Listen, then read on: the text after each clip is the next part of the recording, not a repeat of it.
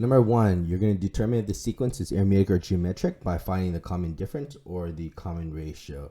Let's look at A here. We notice from 4, 7 to 10, the numbers are moving pretty slow here. So we're going to check if it's arithmetic. The common difference is defined by the second term minus the first term. So let's do it here. Common difference, 7 minus 4, we're going to get the value of 3.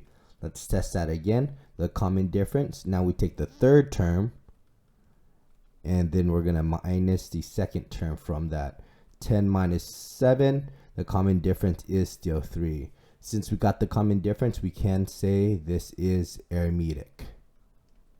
All right, let's move on. We have for B 3, 6, 12, that looks like it is going pretty fast here. So we are going to check for the common ratio. This is when the second term is not going to be divided by the first term. So it's 6 divided by 3. We get the R value of 2. Now let's test this again. Now it's the third term going to be divided by the second term. R equals to 12 divided by 6. R still equals to 2. So it is geometric. Right? Next, let's take a look at 3. This is looking pretty slow. So let's say it is slow again. And we are going to have to define by using the same formulas for the common difference over here. And let's see if we are correct. All right. So common difference of -1 minus 3, the common difference is -4. All right, let's try that again. -5 minus -1, that does become a -4. So this is arithmetic with a common difference of -4.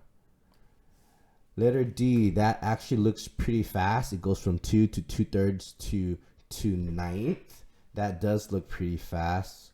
So we are going to check the common ratio right here, like B, to see if it's correct. Right? So R is equal to 2/3 divided by 2. Just plug this into your calculator.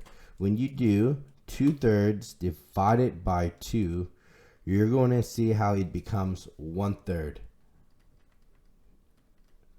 Check it again. R is equal to 2/9 divided by 2/3. Just plug this into the calculator. You're still going to get 1/3. This is a geometric because it is moving pretty fast with a common ratio of 1/3. All right, so there you go. That is how you check if it is arithmetic or geometric.